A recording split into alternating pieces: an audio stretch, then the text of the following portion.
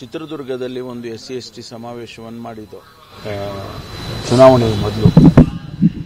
ಆ ಸಂದರ್ಭದಲ್ಲಿ ಒಂದು ನಿರ್ಣಯ ಮಾಡಿದ್ದು, ಈ ಸದಾಶಿವ ಆಯೋಗ ವರದಿಯನ್ನು ನಾವು ಎರಡೂ ಸದನದಲ್ಲಿ ಮಂಡಿಸ್ತೇವೆ ಅಂತ ಹೇಳಿ ಮಾಡಿದ್ದು. ಅದು ಆದಮೇಲೆ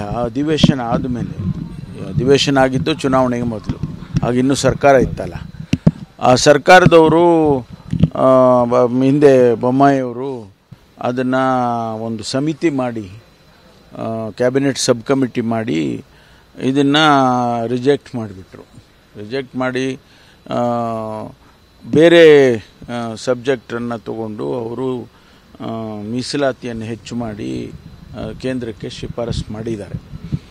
ಆದ್ದರಿಂದ ಅವರು ಒಳ ಮೀಸಲಾತಿಯಲ್ಲಿ ಇಷ್ಟು % ಕೊಡಬೇಕು ಅಂತೆಲ್ಲ ಮಾಡಿದರು.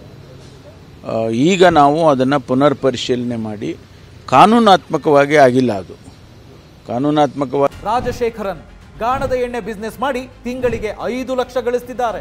ನೀವು ಕೂಡ ಅವರಿಂದ ಕಲಿಬೇಕಾ? ಅವ್ರ ಜೊತೆ ವಿಡಿಯೋ ಕಾಲ್ನಲ್ಲಿ ಮಾತಾಡಬೇಕಾ? ಈಗಲೇ ಫ್ರೀಡಮ್ ಆ್ಯಪ್ ಡೌನ್ಲೋಡ್ ಮಾಡಿ. ಹಾಗೆ ಅಂದರೆ ಸಂವಿಧಾನ ಆರ್ಟಿಕಲ್ 241 ಅಮೆಂಡ್ಮೆಂಟ್ ಆಗಬೇಕು. ಅದನ್ನು ನಾವು ಈಗ ಸರ್ಕಾರದಲ್ಲಿ ಒಂದು ನಿರ್ಧಾರ ಮಾಡಬೇಕಾಗ್ತದೆ. ಅದನ್ನು ಚರ್ಚೆ ಮಾಡಿದ್ದೇವೆ.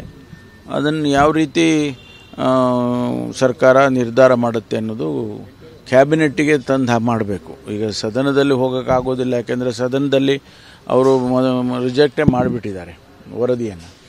ಹಾಗಾಗಿ ನಾವು ಕ್ಯಾಬಿನೆಟ್ಟಲ್ಲಿ ಒಂದು ನಿರ್ಧಾರ ಮಾಡೋದಕ್ಕೆ ಮಾಡಬೇಕು ಅಂತೇಳಿ ಅಂದ್ಕೊಂಡಿದ್ದೇವೆ.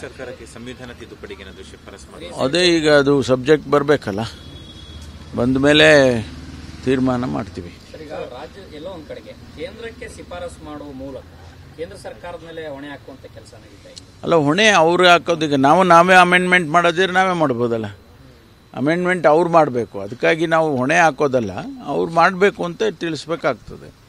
ಇಲ್ಲ ನಾವೇ ಇಲ್ಲೇ ಮಾಡೋಂಗಿದ್ರೆ ನಾವೇ ಮಾಡಿಬಿಡ್ತಿದ್ದೋ, ಅವ್ರ ಮೇಲೆ ಹೊಣೆ ಹಾಕೋದು ಪ್ರಶ್ನೆನೇ ಬರ್ತಿರಲಿಲ್ಲ.